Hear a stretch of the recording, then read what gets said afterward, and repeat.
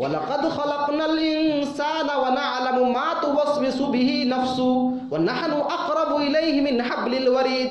ہم نے انسانوں کو پیدا کیا ہے اور اس کے نفس میں، اس کے دل میں اٹھنے والے خیالات کو جانتے ہیں.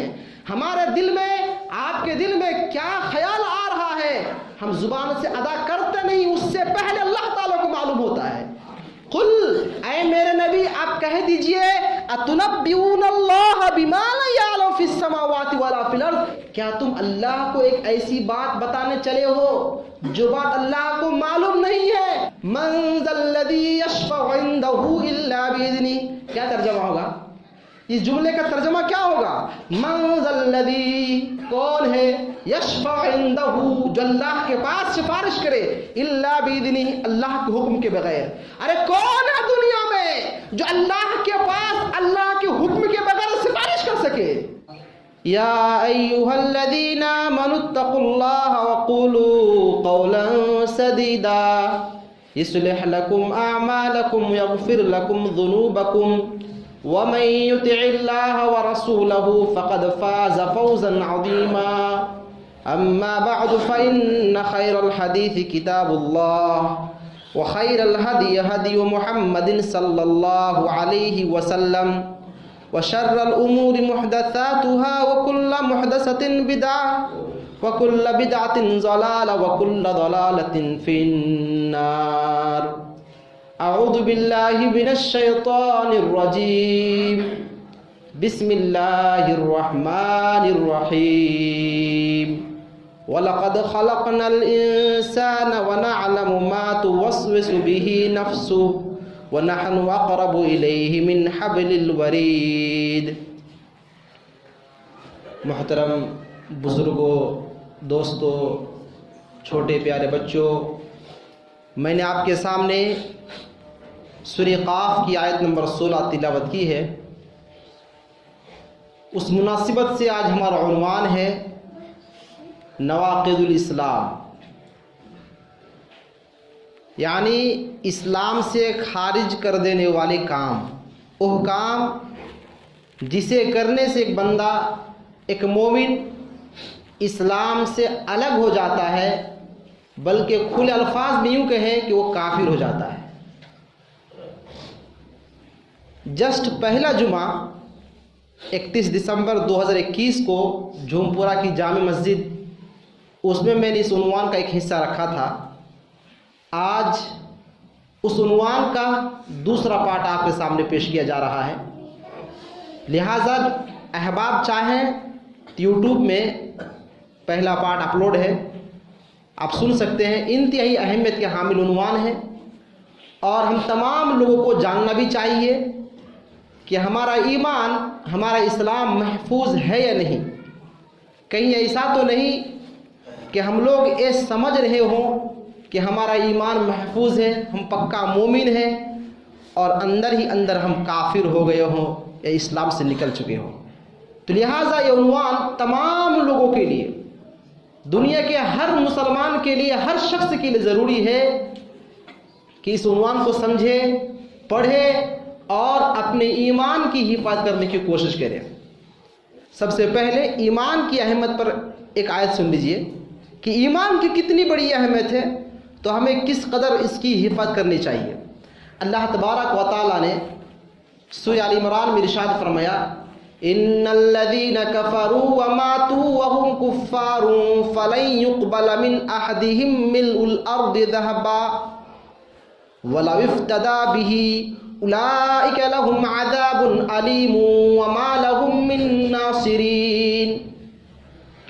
ان الذين كفروا وماتوا، جنہوں نے کفر کیا اور کفر کی حالت میں ان کو موت آ گئی، تو ایسے لوگوں سے قیامت کے دن اگر وہ جہنم سے بچنے کے لیے اللہ تبارک و تعالیٰ سے کہے گا، اے اللہ زمین بھر سونا لے لے اور مجھے جہنم سے بچا دے، تو اللہ تعالیٰ کہہ رہا ہے فَلَن يُقْبَلَ مِنْ أَحَدِهِمْ مِلْءُ الْأَرْضِ ذَهَبًا، تو ان میں سے کسی بھی شخص سے زمین بھر سونا بھی قبول نہیں کیا جائے گا. تو گویا کہ ایمان کی اتنی اہمیت ہے کہ دنیا بھر سونا ایک طرف رکھ دیا جائے اور ایمان والے کو ایک طرف رکھ دیا جائے تو دنیا بھر کا سونا یہ ہلکا ہو جائے گا. اس کی وقعت، اس کی قیمت اتنی ہو ہی نہیں سکتی جتنی قیمت ایک ایمان والا شخص کی ہوگی. اسی لیے اللہ نے فرمایا ایمان والا جنت میں چلا جائے گا. اب ایک بے ایمان جو جہنم میں گرا پڑا رہے گا وہ کہے گا اللہ زمین بھر سونا قبول کر لے اور اس سونے کے بدلے میں مجھے جہنم سے بچا دے، جنت میں ڈال دے. تو اللہ تعالیٰ کہہ رہا ہے فَلَن يُقْبَلَ مِنْهُ، اس سے قبول کیا جائے گا ہی نہیں. اس سے معلوم ہوتا ہے کہ ایمان کی اہمیت دنیا بھر سونے سے بھی زیادہ ہے. ایمان کی قیمت دنیا بھر سونے سے بھی زیادہ ہے، لیکن ہم لوگوں کو اس ایمان کی قدر نہیں. چند سکوں، چند پیسوں کی لالچ میں ہم لوگ ایمان بیچ دیتے ہیں اور غیروں کے ہاتھ پہ ہاتھ رکھ دیتے ہیں اور سمجھتے ہیں کہ دنیا مل جانا ہی اصل کامیابی ہے. غلط بات ہے میرے پیارے بھائیوں. جب ایمان کی اتنی اہمیت ہے، اتنی بڑی اہمیت ہے، تو ہم لوگوں کو اس ایمان کی کتنی حفاظت کرنی چاہیے. تو لہٰذا جب تک ہم یہ نہیں جانیں گے کہ کیا کام کرنے سے انسان کافر ہو جاتا ہے، تب تک ہمیں یہ معلوم نہیں ہو سکے گا کہ ہمارا ایمان ہے یا ختم ہو گیا ہے. کیوں؟ اس لیے کہ کبھی کبھار ایسا ہوتا ہے کہ انسان کبھی انجانے میں، کبھی جان بوجھ کر وہ کام کر لیتا ہے جس کی وجہ سے وہ کافر ہو جاتا ہے، لیکن وہ اس خیال میں رہتا ہے نہیں ہمارا ایمان تو ہے، ہم تو نماز پڑھتے ہیں، ہمارا ایمان باقی ہے. نہیں میرے پیارے بھائیوں، ہر نماز ایمان والا ہو کوئی گارنٹی نہیں اس کی. اس لیے کہ ایمان صرف نماز پڑھنے کا نام نہیں ہے. یہ بات ہے کہ وہ نماز پڑھ رہا ہے، ایمان کا ایک حصہ ہے، لیکن کیا پتا کوئی شرک بھی کر رہا ہو. تو جو شرک کا کام کرے، جو شرکیہ اعمال کرے اور اس کے بعد نماز پڑھے، تو کیا اس نمازی کو آپ کہیں گے پکا مومن ہے؟ نہیں میرے پیارے بھائیوں. تو سمجھنے کی ضرورت ہے کہ ہمارا ایمان کب خطرے میں آ جاتا ہے، کب ختم ہو جاتا ہے. میں نے اس خطبے میں 7 چیزیں پیش کی تھی. آج بقیہ چیز انشاءاللہ جہاں تک ہو سکے پیش کروں گا. تو نمبر 8، جو انسان کو کافر بنا دیتا ہے، جو کام کرنے سے انسان کافر بن جاتا ہے، وہ ہے اپنے اور اللہ کے درمیان واسطہ بنانا اور یہ عقیدہ رکھنا کہ اللہ تک ڈائریکٹ نہیں پہنچا جا سکتا، بلکہ اللہ تک پہنچنے کے لیے وسیلے کی ضرورت ہے، واسطے کی ضرورت ہے. تو ایسا عقیدہ رکھنے والا کافر ہے.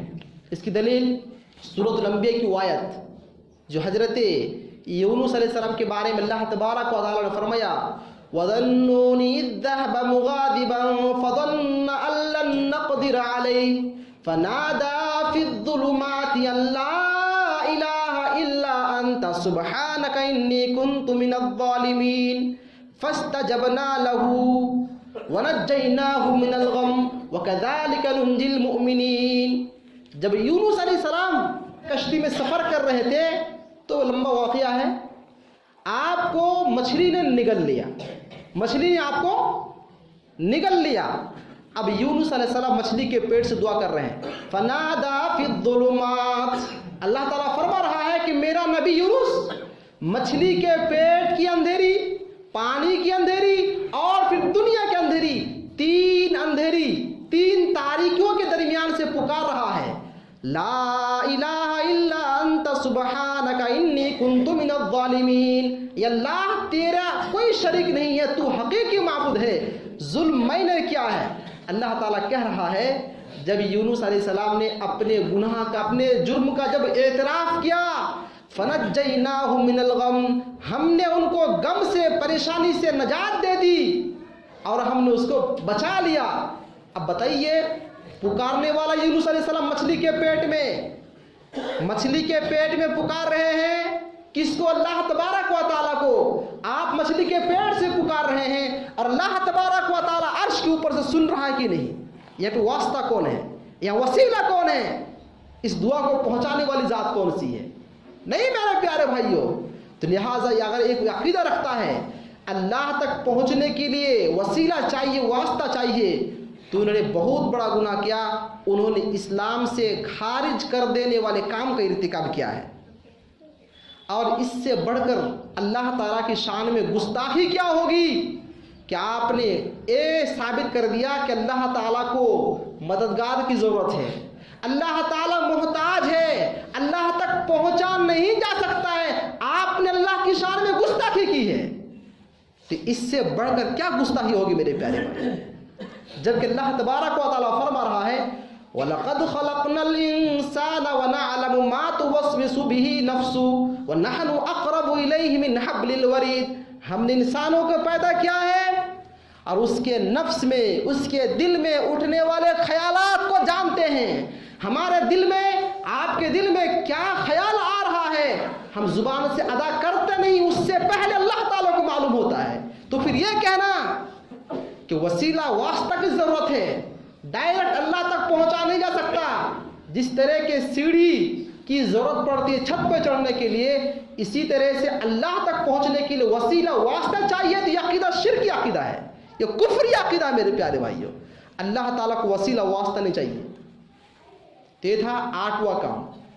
اور نمبر 9 وہ کام جو انسان کو کافر بنا دیتا ہے وہ ہے وَيَدْعُوهُمْ, اللہ کے علاوہ کسی اور کو پکارنا.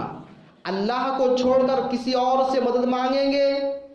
ما فوق الاسباب, جو انسان کی بس میں نہیں ہے, ایسا عقیدہ ان کے بارے میں رکھنا کوئی میری مدد کر سکتا ہے, تو یہ بھی کفری عقیدہ ہے.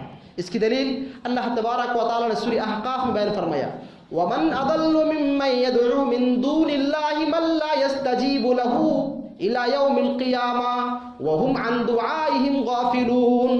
اس سے بڑھ کر ظالم اور گمراہ کون ہو سکتا ہے جو ایسی ذات کو پکارتے ہیں من لا يستجیب له الى یوم القیامہ, قیامت تک سن نہیں سکتا, ایسی ذات کو پکار رہے ہیں. وهم عن دعائهم غافلون.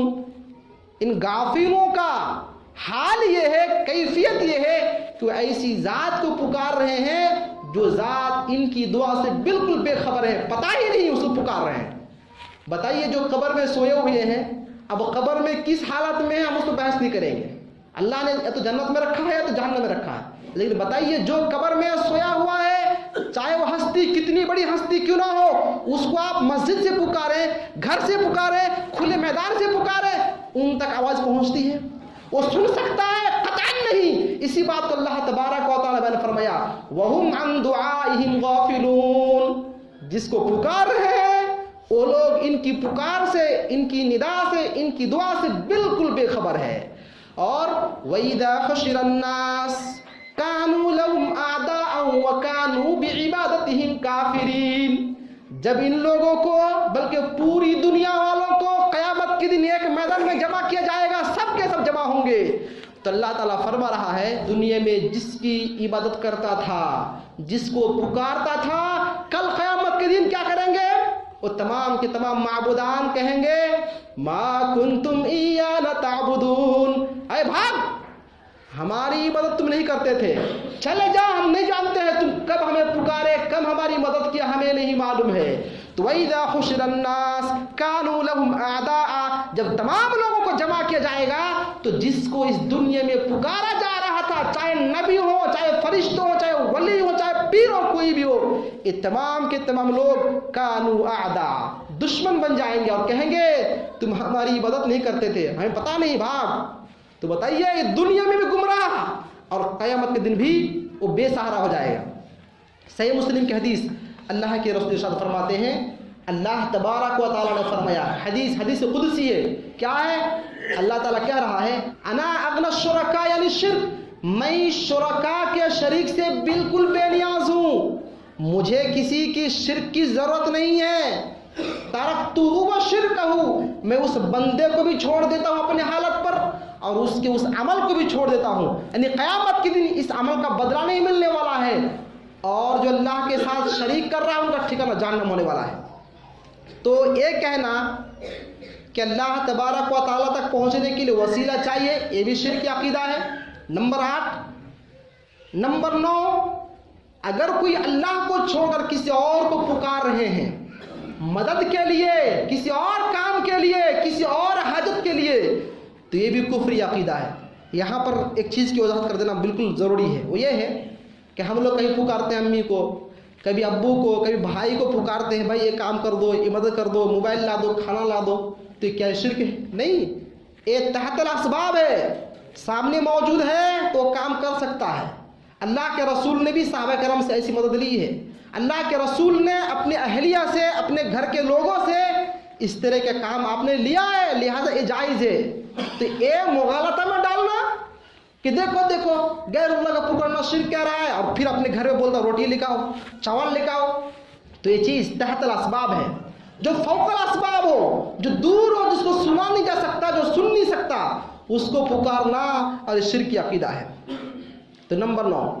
نمبر 10، وَيَسْأَلُهُمُ الشَّفَاعَةَ، اور اللہ کو چھوڑ کر دوسروں سے شفاعت کا وہ امید لگا رکھے کہ ہاں یہ بندہ اللہ کے پاس شفاعت کر دے گا، سفارش کر دے گا۔ اللہ کے علاوہ کسی اور ذات سے امید رکھنا کہ سفارش کر دے گا، حالانکہ اللہ تبارک و تعالیٰ اس کو سفارش نہیں بنایا ہے، تو یہ بھی کفری عقیدہ ہے۔ آج بہت سارے لوگ آپ کو ملیں گے، بہت سارے لوگ ملیں گے کہ ہاں ہم فلاں کا دامن نہیں چھوڑیں گے، فلاں سفارشی ہے، فلاں سفارشی ہے۔ اللہ تبارک و تعالیٰ نے ان لوگوں کے بارے میں کیا فرمایا؟ ایک آیت سن لیے، سورہ یونس آیت نمبر 18 ہے۔ وَيَدْعُونَ مِن دُونِ اللَّهِ مَا لَا يَضُرُّهُمْ وَلَا يَنفَعُهُمْ وَيَقُولُونَ هَٰؤُلَاءِ شُفَعَاؤُنَا عِندَ اللَّهِ قُل لَّتُنَبِّئُونَ اللَّهَ بِمَا لَا يَعْلَمُ فِي السَّمَاوَاتِ وَلَا فِي الْأَرْضِ سُبْحَانَهُ وَتَعَالَىٰ عَمَّا يُشْرِكُونَ۔ کچھ لوگ ایسے ہیں کہ ایسی ذات کی، ایسے اشخاص کی، ایسے افراد کی عبادت کرتے ہیں، ایسے لوگوں کو پکارتے ہیں ما لا يضرهم، جو نقصان نہیں پہنچا سکتا۔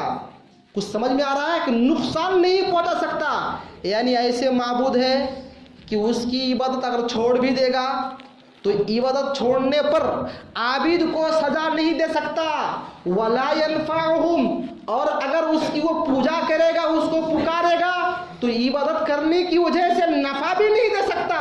ایسے لوگوں کو پکار رہے ہیں، وَيَقُولُونَ، اور کہتے کیا کہتے ہیں؟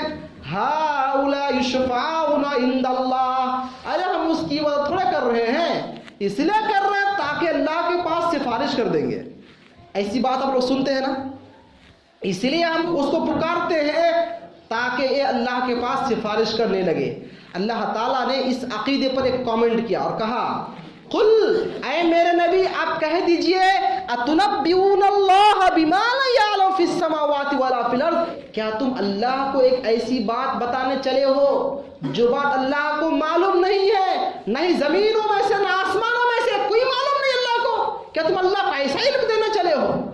گویا کہ اللہ تعالیٰ کہنا چاہتا ہے میرے بندو سنبھل جاؤ، جو میرے پاس کسی کو سفارش بنا کے آئے گا جس کو میں نے سفارش نہیں بنایا ہے تو تمہارا کوئی چارہ کار نہیں ہے، نجات نہیں ہے۔ سبحانہ وتعالی عما یشرکون، واللہ کی ذات پاک ہے، بلند ہے، برتر ہے اس چیز سے جس کو شریک ٹھہرا رہے ہیں۔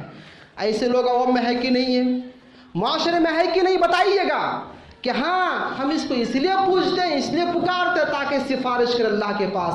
میرے پیارے بھائیوں، سفارش کا معاملہ اتنا آسان نہیں ہے۔ آپ کو معلوم ہے سفارش کا مالک کون ہے، سفارش کا ذمہ دار کون ہے، ان تمام چیزوں کا مالک کون ہے؟ وہ اللہ تبارک و تعالیٰ ہے۔ اس کی دلیل سورہ زمر کی آیت نمبر 44، اللہ تعالیٰ نے فرمایا قل للہ الشفاعۃ جمیعا، اے میرے نبی آپ کہہ دیجئے تمام کے تمام شفاعتیں صرف اللہ کے لیے، کسی اور کے لیے نہیں ہیں۔ تو شفاعت کا مالک اللہ تعالیٰ ہے۔ اور آپ لوگ نماز سے فارغ ہونے کے بعد ایک دعا پڑھتے ہیں، کون سی دعا؟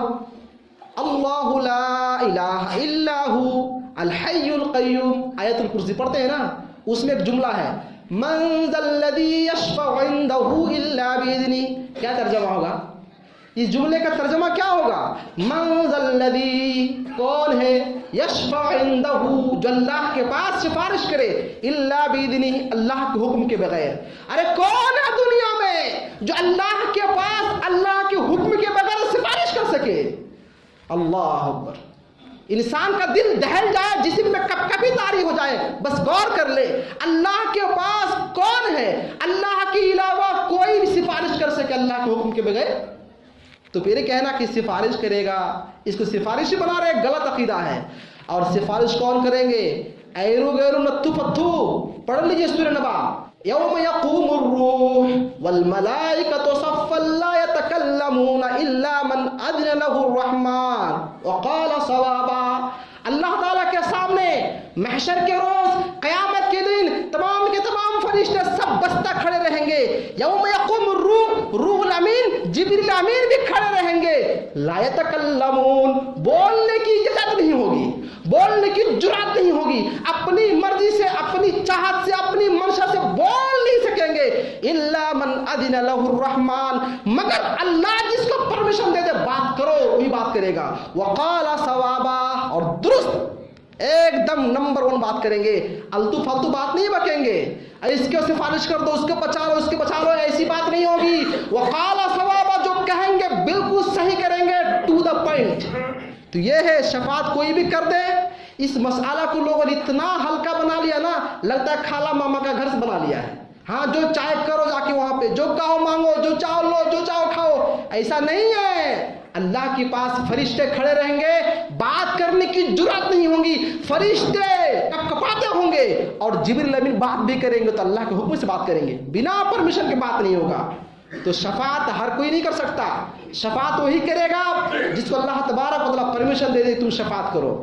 और एक आयत और ले लीजिए, यौमइदिन ला तनफउ शफ़ाअतु इल्ला मन अज़िन लहुर रहमान।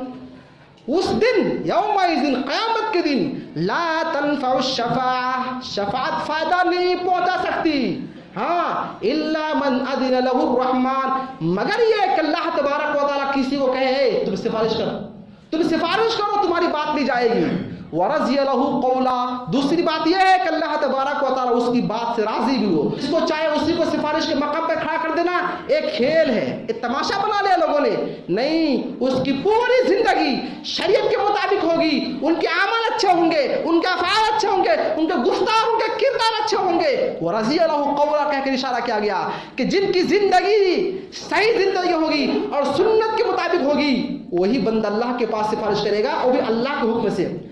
तो अल्लाह के कुछ नेक बंदे भी होंगे जो सिफारिश करेंगे तो अल्लाह के हुक्म से सिफारिश, अल्लाह के हुक्म से सिफारिश करेंगे, बिना हुक्म के, बिना परमिशन के कोई सिफारिश नहीं कर सकता। तो सिफारिश कौन करेगा? जिसकी जिंदगी कुरान और सुन्नत के मुताबिक होगी, वही सिफारिश कर सकता है। और ऐसे लोग हैं जिनकी नमाज माफ, जिनके रोजे माफ, जिनके हज माफ नहीं है, तो ऐसे लोग तो हैं नमाज क्यों नहीं पढ़ते हैं, अरे माफ करो अल्लाह के पास जाके, बहुत पहुंचे हुए लोग हैं, बहुत पहुंचे हुए लोग, सब माफ हो गया। ऐसे लोगों से सिफारिश क्यों नहीं बना रखा है लोगों ने, अल्लाह माफ करे। अच्छा, उसके बाद शफात किसको मिलेगी? कोई भी शफात का हकदार बन जाएगा? किसी को भी अल्लाह के रसूल की शफात मिल जाएगी? नहीं। एक हदीस सुनिए, अन्नबी हुरैरा रज़ियल्लाहु तआला अन्हु क़ाल क़ाल रसूलुल्लाह सल्लल्लाहु अलैहि वसल्लम लिकुल्लि नबिय्यिन दाअवतुन मुस्तजाबतुन फतअज्जल कुल्लु नबिय्यिन दाअवतहु व इन इख्तबअतु दाअवती शफ़ाअतन लि उम्मती यौमल क़ियामा फ़हिय नाइलतुन इंशाअल्लाह मन मात मिन उम्मती ला युशरिकु बिल्लाहि शैआ, रवाह मुस्लिम फ़ी किताबिल ईमान। हदीस मुस्लिम शरीफ में मौजूद है। अल्लाह के रसूल फरमाते हैं, लिकुल्लि नबिय्यिन दाअवतुन मुस्तजाबा, हर एक नबी के लिए, जितने भी नबी मेरे से पहले आए, तमाम नबियों के लिए एक ऐसी दुआ थी जिसकी गारंटी थी कि वो दुआ कबूल की जाएगी, वो दुआ मांगो कबूल होगी। तो अल्लाह के रसूल फरमाते हैं, फतअज्जल कुल्लु नबीन दावतहु, तो मेरे पहले जितने नबी आए ना, तमाम नबियों ने वो दुआ मांग लिया, उनकी दुआ कबूल कर ली गई। लेकिन जहां तक मेरी बात है, मैंने अपने हक में जो दुआ आई थी उस दुआ को छुपा के रखा है। किसके लिए?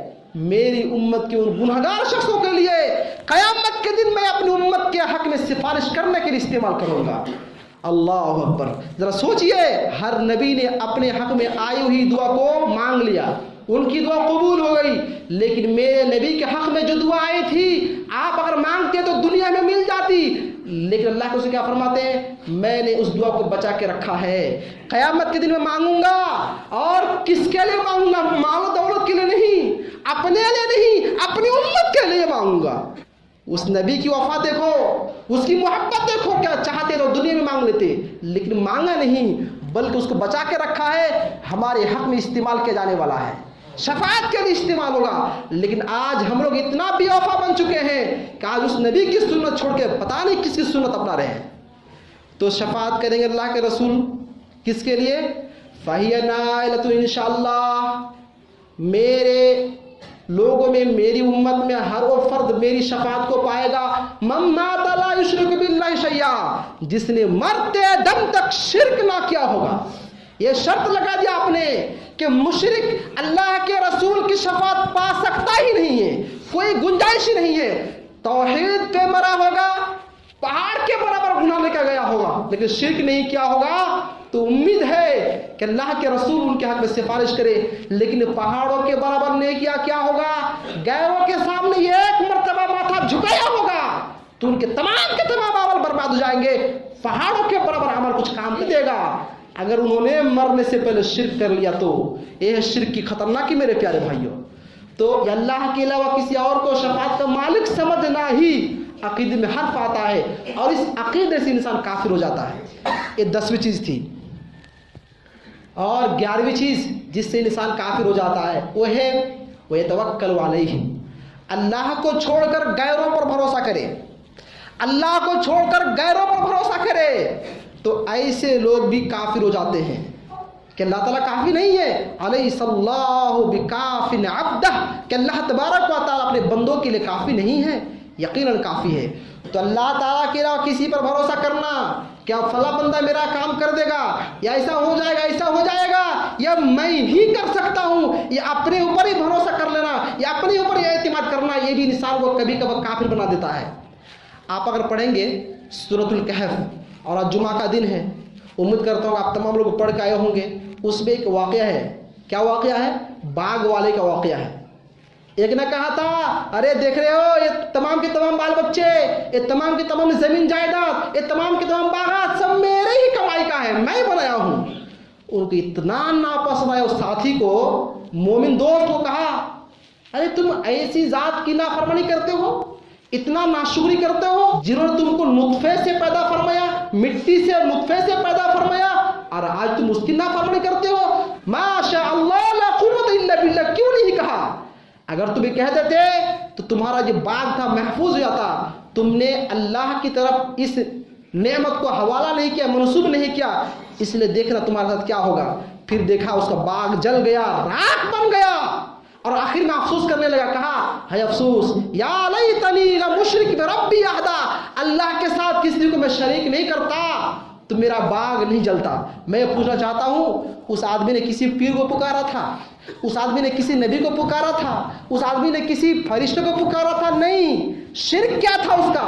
شرک یہ ہوا انہوں نے کہا میری کمائی ہے، میں نے اپنی طاقت سے کمایا، میں نے اپنے ہی محنت سے اس کو جمع کیا ہے۔ انہوں نے اپنی محنت تو سب کچھ سمجھ لیا، اللہ تبارک و تعالیٰ کو بیچ سے ہٹا دیا، یہی ہوا شرک، یہی ہوا شرک۔ اور آج آپ امتحان میں کامیاب ہوتے ہیں نا تو یہ نہیں کہہ سکتے ارے میری محنت کا نتیجہ ہے۔ اگر آپ کا بزنس بہت اچھا چل رہا ہے، محنت بہت کما رہے ہیں، تو آپ یہ نہیں کہہ سکتے ارے میری محنتوں کا صلہ ہے۔ نہیں میرے پیارے بھائی، اللہ تعالیٰ کی چاہت ہے، اللہ کی مرضی، اللہ کی چاہت کا نتیجہ ہے۔ اللہ تعالیٰ نے چاہا تبھی آپ کے ساتھ ایسا ہوا، ورنہ اپنی چاہت سے انسان سب بن جاتا نا تو غریب کوئی بچتا نہیں، غریب کوئی بچتا نہیں۔ ہر شخص امیر ہوتا اور ہر شخص کو ان کی مرضی کے مطابق مال مل جائے ہوتا۔ ملا ہے کیا؟ ملا ہے کیا؟ نہیں۔ اللہ جو چاہتا وہی ہوتا ہے۔ تو اپنے اوپر امید کر لے، اپنے اوپر یہ اعتماد ہو یا غیروں پر یہ اعتماد ہو، ارے میرا فلاں بھائی ہے اس کام کو کر ہی دے گا، میرا فلاں بھائی ہے وہ اس کام کو کر ہی دے گا، یا فلاں وکیل ہے اس کام کو کر ہی دے گا، اس طرح کا اگر عقیدہ رکھ لے گا، اللہ کو چھوڑ دے انشاءاللہ نہ کہے تو کفر یہ کام کر رہا ہے۔ اس لیے انشاءاللہ کہنا پڑے گا، اللہ نے چاہا تو اللہ کی مدد سے فلاں کام ہو جائے گا، یہ اللہ تعالیٰ کو شامل کرنا پڑے گا اس کام میں، تو پھر کیا ہوگا؟ ٹھیک۔ اور اللہ کو ہٹا دیا، انشاءاللہ نہیں کہا، اور اپنے اوپر لے لیا کام کو یا کسی کو اوپر تھوپ دیا تو یہ کفری عقیدہ بن جاتا ہے۔ 12ویں چیز جو انسان کو کافر بنا دیتا وہ یہ ہے اللہ کے رسول کے طریقے کے علاوہ کسی دوسرے کے طریقے کو بہتر سمجھے۔ اللہ کے رسول جو طریقہ ہمیں دیا ہے اس طریقے کے علاوہ کسی اور کے بنائے ہوئے طریقے کو اگر ہم نے اچھا سمجھ لیا، بہتر سمجھ لیا تو ہم نے بھی کفر کیا ہے۔ کفر کیا ہے میرے پیارے بھائیوں؟ اب ایک مثال دیتا ہوں۔ مثال کیا ہے؟ صحیح حدیث لے لیجئے۔ عن ابن عمر رضی اللہ عنہما قال قال رسول اللہ सल्लल्लाहु अलैहि वसल्लम ला यंजुरुल्लाहु इला मन जर्रा थौबहु खयला रवाहु बुखारी फी किताब लिबास ज़िना, हदीस बुखारी शरीफ में मौजूद है। अब्दुल्ला बिन उमर कहते हैं कि अल्लाह के रसूल ने फरमाया अल्लाह तबारक व तआला क़यामत के दिन उस शख्स को देखेगा भी नहीं जो अपनी लुंगी को या अपने इज़ार को या अपने पैंट को या अपने पायजामे को टखना से नीचे रख रहा हो। अब यहाँ पर आए हुए सैकड़ों लोग हैं, सैकड़ों लोग हैं। अगर देखेंगे अपने अपने पैंट को तो शायद 25% ऐसे निकल जाए कि जिनके पैंट टखने से नीचे है। अल्लाह के रसूल का तरीक़ा यह है कि पैंट हो या लुंगी हो पायजामा उसको टखना से ऊपर रखा जाए, लेकिन कोई नौजवान ने समझे फला हीरो ऐसा है कि अपना पैंट टखने से नीचे रखता है तो यह तरीक़ा मुझे ज़्यादा पसंद है, अल्लाह के रसूल का तरीक़ा पसंद नहीं है तो काफिर ठहरेगा। अगर एक बंदा अपना पैंट टखने से नीचे रखता है लेकिन गुनाह का वो एतराफ़ करता है कि गुनाह का काम हो जा रहा है, ये गुनाह का काम है लेकिन क्या करूं नीचे आ जा रहा है, ये गुनाह हो रहा है, मैं गुनाह कर रहा हूं। अगर वो गुनाह का एतराफ़ करेगा तो कबीरा गुनाह का मुर्तकिब होगा, कबीरा गुनाह करेगा, बिना तौबा के माफ़ नहीं होगा। लेकिन अगर वो जुर्अत करे, नापाक जुर्अत करे, अरे क्या होगा यही अच्छा है, कौन सा अच्छा है, नीचे लटकना अच्छा है, ऊपर करना ये बेतुक की बात है। अगर उन्होंने इस्तिहज़ा किया, मजाक उड़ाया, अल्लाह के रसूल के कानून को, अल्लाह के रसूल के तरीकों को हकीर समझा तो काफिर हो जाएगा। छोटी सी बात है। लेकिन नौजवान साथियों ध्यान करो, तवज्जो करो, ध्यान दो अपने कपड़ों की तरफ। आपका कपड़ा कहाँ जा रहा है? नीचे लटक रहा है, गुनाह का एतराफ़ है, गुनाह का आप एतराफ़ करते हैं कि गुनाह का काम हो जा रहा है तो ये कबीरा गुनाह होगा, लेकिन आप उसको हलाल जाने कि नहीं यही अच्छा है और ऊपर रखना ये बेतुक की बात है, बेकार की बात है, इंसान काफिर हो जाएगा। ये 12 चीज़ थी मैंने आपके सामने रखा। तो पहला किस्त भी सुनने के लायक है, वो भी यूट्यूब पे है।